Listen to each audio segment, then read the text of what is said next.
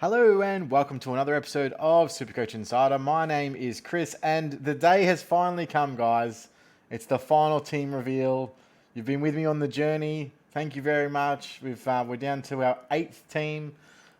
We've got rookies coming in. We've had Cowan and Hollands confirmed this week. We've had the West Coast boys announced as well. So Chesser, Jinby, Long, and Hunt, who's obviously not a rookie, all were named.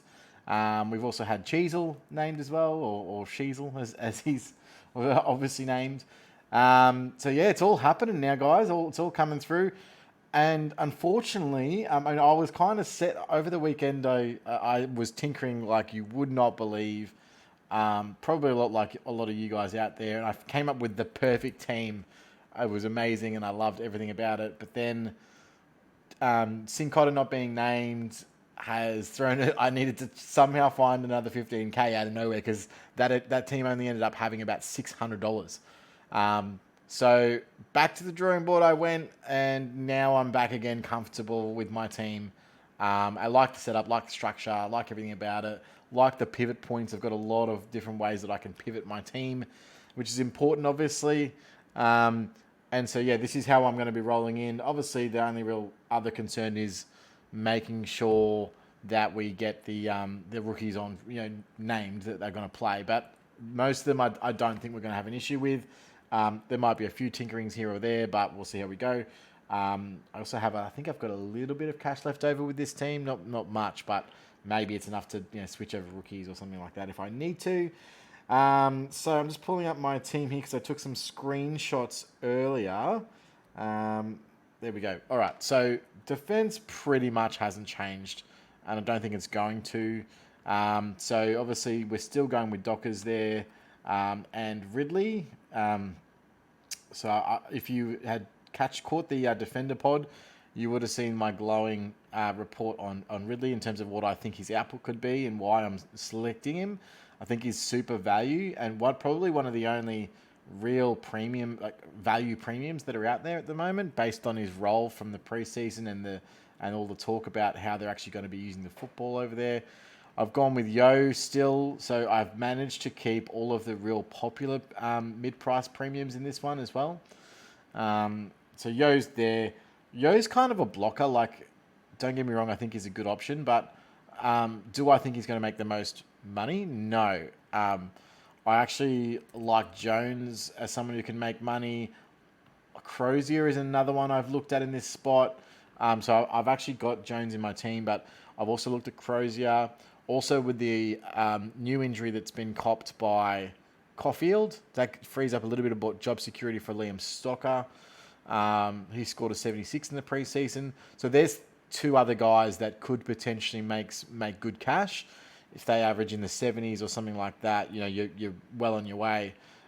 So Yo's not really a cash pick so much as a guy that you have because there's an outside chance he becomes a premium. So that's the difference. Him making 150k gets him to 487. At that point, he's kind of a premium, or just close enough to may as well be a premium, and then you can hold him until at least his buy, and then go from there. I'm not looking for quick cash out of Yo and then to upgrade him or throw some money on him. I'm hoping that he does actually come out averages close to 100. He had a great points per minute. Didn't have a great game, but ended up still scraping together a 78 with only 67% time on ground. Can't really complain about that. If he's going to be, that places him, steadfastly in the 90s if he was to play a full game. And if he's going to be scoring that every week and then, the odd 100 here or there, you can't really complain. So, don't mind it. Obviously, Jinby's been announced. He's a lock. I think he's been a lock for a long, long time. And Constable. So he was all but announced late last week by Stuart Dew. He said, look, he's done everything right to be named for round one. So I can't see him not being named there. And then on the bench, I've got Wilmot. Don't love that pick. That's one that I could fade depending on a couple of scenarios. And then, of course, Cowan, I've gone in here as well. So, I could fade Wilmot and go Chesser, but what I've got at the moment is I've actually got Chesser in midfield, so eventually you'll see that, which allows me essentially an extra rookie to be able to cover the defenders. So, particularly because the guys I'm playing on field are Jinby and Constable. Having the guy like a Chesser or something in my mid bench means that if they're injured or they're missing a week or whatever, I can actually cover that with Chesser, move them to mid bench, and then I can still use my defenders from the Pine here. So it would be ideal if, say, Cowan or Wilmot were defender mid as well. That'd be nice. That'd be ideal. Now Wilmot will likely get that if he's playing continual wing. So by round 6, that adds a little bit of flexibility into your squad. And of course, we'll see what happens from there. But yeah, I do like the idea of having that little bit of a backup for these rookies, just in case something happens or they become a sub option. Or with Constable, we've got Powell and Weller obviously coming back. Does that impact his spot in the team? Potentially. So something to look out for. Now, I haven't been scared off by the tag from Rory Laird. It's been obviously mooted by Kingsley. I'm still going to go Rory Laird. For me, though, it does mean that I'm probably not going to offer Laird this week as a VC or C option, but I'm still going to be running with him. How hard is that tag? I'm not sure. I suppose we've got to watch the game and find out. What we know really, though, is Laird can fight through tags pretty well, and he's put up some really good numbers against tags. He also mentioned that he'd be running some attention towards Dawson. So running 2 negative tags sounds like strange to me. I don't know why you would do that. But, he's obviously an AFL coach and knows what he's doing and knows what his plan is to try and beat Adelaide week 1. So, all for it. Hopefully it only turns into 1 tag and not 2. But, yeah, we'll see what happens from there. But yeah, still confident that he works his way through the tag and isn't too badly impacted. Still posts a good 115 to 130 score, even as a tag. Obviously, the bond's not changing. Has never changed. Will never change. Check out our midfield pod if you want to go through our rankings. But we all 3 of us had Laird and Bont as the number 1 and 2 averaging guys. And I think that they are must-haves, both of them. Now, this is where it starts to change. So for a while, over the weekend, I jumped on the Kelly train pretty much like everybody else. I was very keen on Kelly. In this spot, he fit my structure perfectly. And I wanted something a little bit unique. I wanted something a little bit left field. And so I was actually going to go with the Rat R2 strategy. And I was leaning towards that with the announcement of Sanson Ryan, or I went back to Rat at R2 and Ryan at R3. But yes, losing that 15k meant I had to get rid of Rat. And obviously, if you get rid of Rat, you got to replace that with a Ruckman, and it just sort of died. So that meant my structure had to slightly change. So I've actually, in this spot, gone straight to green now as my M3. So it does get a little bit thin, but it's okay, guys. We have our Lord and Saviour to save the day. Will Setterfield's coming in at M4. So I've been asked this many times, and people keep saying to me, what do you think he averages? And I think he's only in 3% of teams at the moment. So very light on. So for me, this is my midfield unique. What I'm hoping that I get out of Will is something that rivals most people's M3 or M4. So if people are running, say, Parrish or McRae or something like that, they're looking at, say, at 110 to 115 barrier. He's not going to be able to put up those numbers. I don't think. I mean, don't get me wrong. He put up 119 last week. So, yes, he's got that score in him on the right day with the right role. I'm not saying he's going to average 110 to 115, though. What I think that he can possibly do is go about 100 to 105. Now, that's a big effort to do. I'm not saying that it's going to be easy or a walk in the park, but he's going to have the right role to do it. The coach came out this week and said he will be playing inside mid with a smidge of wing. So he's going to be around the ball a lot. He's going to get a lot of disposals. When he played wing at Carlton for a stretch there, he was actually averaging 98. There's every opportunity for him to be able to do this. Now, I personally think that he's going to be one that could jump out the blocks, have a couple of good scores, and then people are going to be trying to get Hopper to him, or, I also think that potentially you could be looking at getting Warple to him, or guys that are running those 2 mid prices. if you're doing that, or even Nathan Wangani Malira. I want to say that's his first name. There is a lot of other mid prices you could go in this spot. And at round 3, I think that people will maybe jumping on Will Setterfield. So the great thing obviously about Setterfield is the fixture. So this week they have Hawks. So first of all, big win. So I'm just bringing that up now.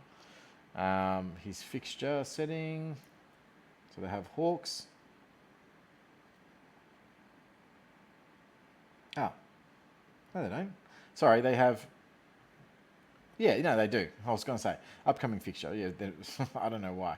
That was previous fixture. So, yeah, Hawks and then Gold Coast and then St Kilda, GWS. So their first 4 rounds are going to be really positive rounds for a midfielder from the Bombers.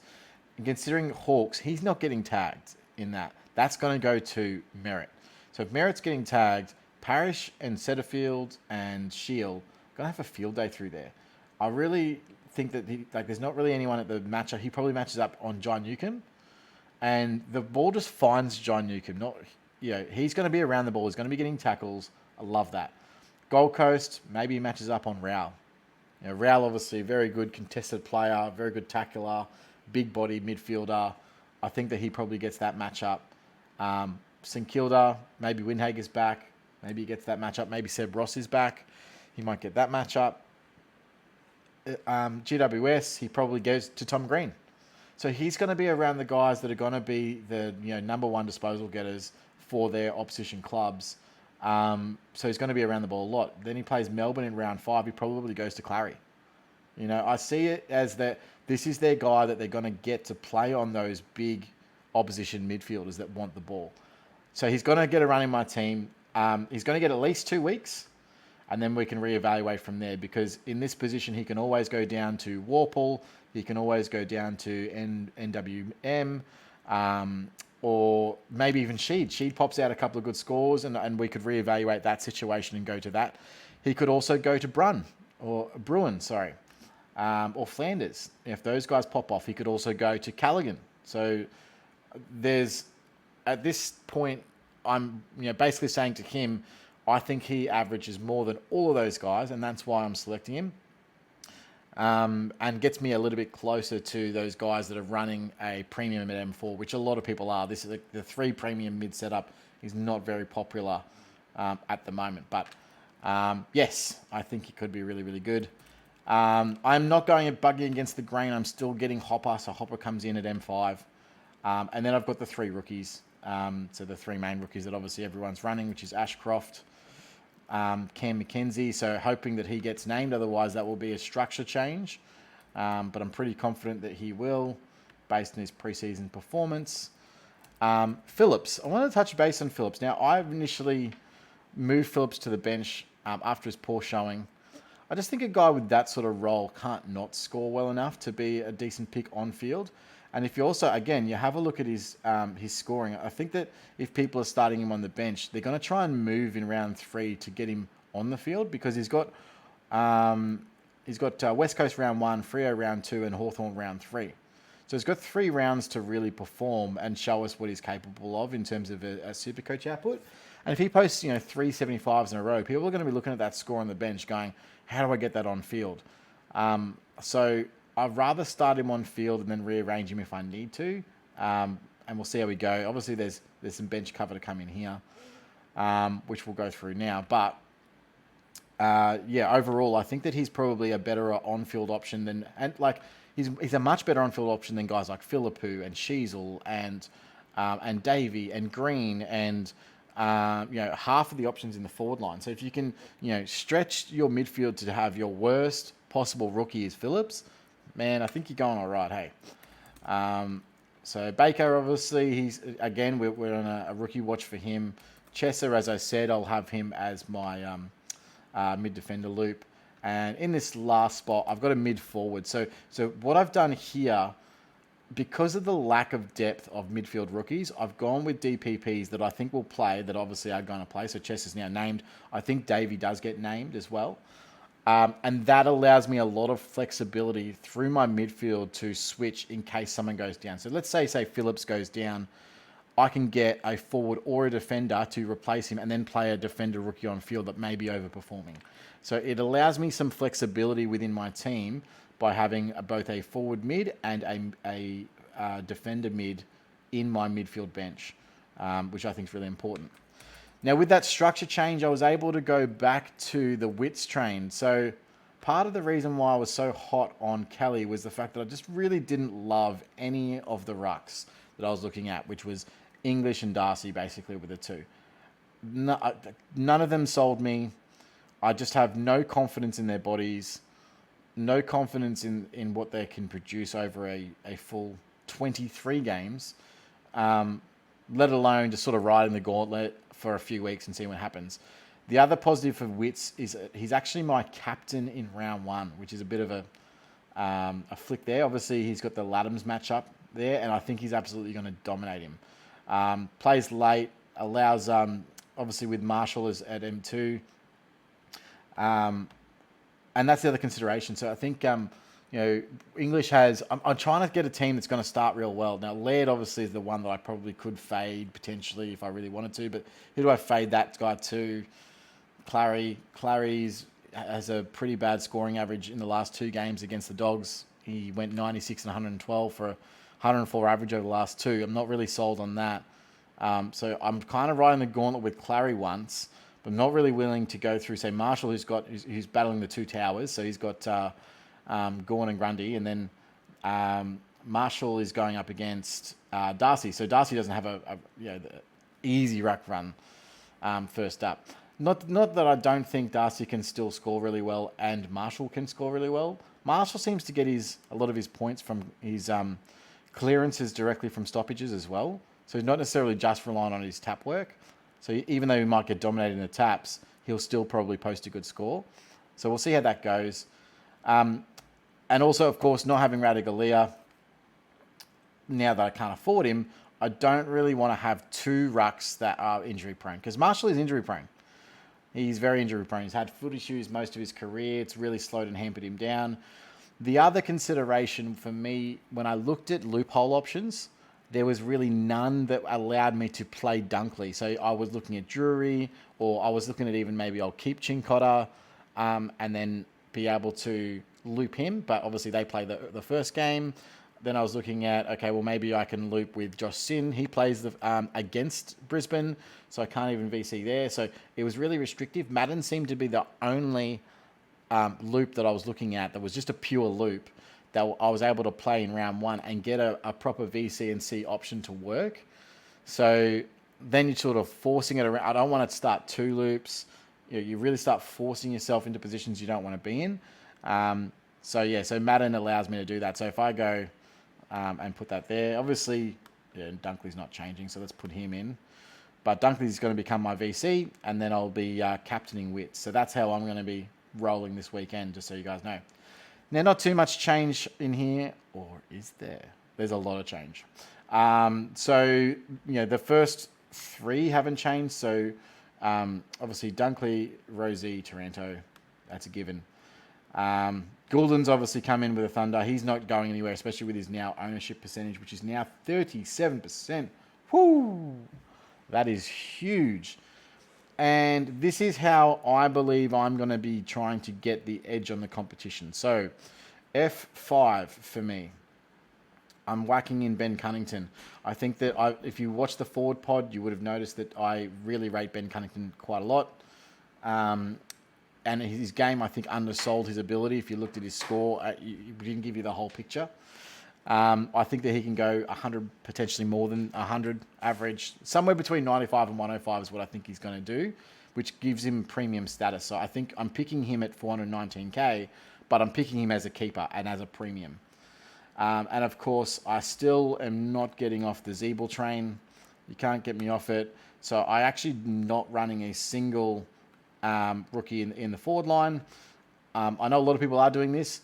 Now, the benefits of going, say, Cunnington and Zeeble is if Fife or if Bruin go hard, and I have some mid prices that fail, I can switch them. Flanders obviously another one that I look at there, but I've chosen guys who are mid-priced, but can also potentially be keepers. And if you look at all my mid prices outside of Liam Jones, who's obviously not going to be a keeper, Yo, Setterfield, Hopper, Cunnington, Zeeble all have scoring potential that could put them in a low keeper range, which means that obviously they're going to be able to make cash. And second of all, I don't have to move them on if I don't want to, or if I've got other issues. I can sort of sit them in my team until their buys, and then upgrade them around their buy and do a buy switch and buy flip, which is what I'm really looking at doing.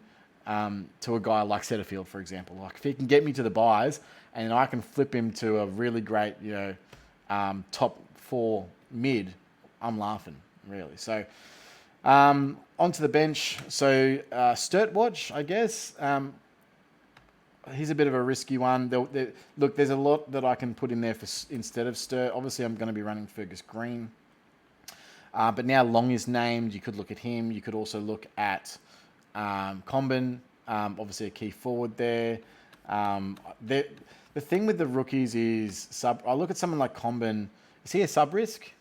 Key forward who can play ruck. Maybe he gets subbed, in the third quarter when trying to win a game or something like that.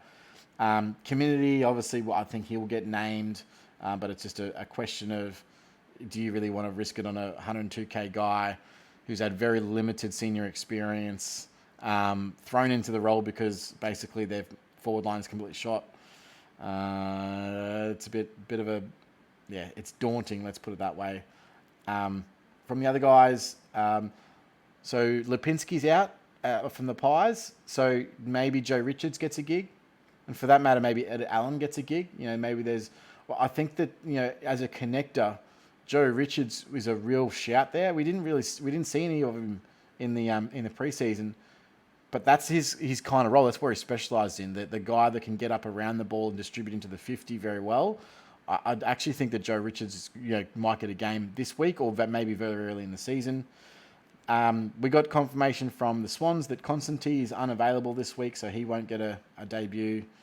Other guys available. Samson Ryan, obviously, is a ruck forward, so he was spoken about very highly from Nank the Tank, and said that if he doesn't get selected this week, it's likely going to be in the first couple of weeks, so that's a very good rap there. As I said already, Charlie Comben. Who else could there possibly be? Connor Stone will probably get a gig there, I assume, at GWS. And of the basement price rookies, anyway, I think that's pretty much it. Dempsey might get a role, of course, which is a thing. Yeah, guys, that's my team. So yeah, the only real thing that is going to change could be these rookies, but obviously based on availability and if they get selected. But outside of that, I'm really, really, really comfortable with my team. If out of nowhere, I can potentially get Josh Kelly and Rat R2 becomes a thing again. I mean, maybe I could look at that, but I really, really doubt that that's going to happen. Wits it is. I'm riding the Wits gauntlet this year. As I said, VC dunks. I'm going to set this up now so I don't forget. And, of course, the E on Marshall. And then we'll see what happens from there, guys. Thanks for joining us for the whole season. The other boys will be obviously doing their team pods. Keep supporting the lads. We've had amazing feedback over this series. It's been our most successful series by far. I think the last video had about almost 8,000 views, which would be our highest rating content for the entire preseason, which is pretty cool. So just absolutely amazing, guys. So thank you all. Cheers. Good luck to your seasons. If you want to and you're needing dire help with your team, throw them in the comments, guys. I'll try and get to as many of them as possible. Good luck for your season, and let's look forward to the footy this week. Cheers, guys. Bye.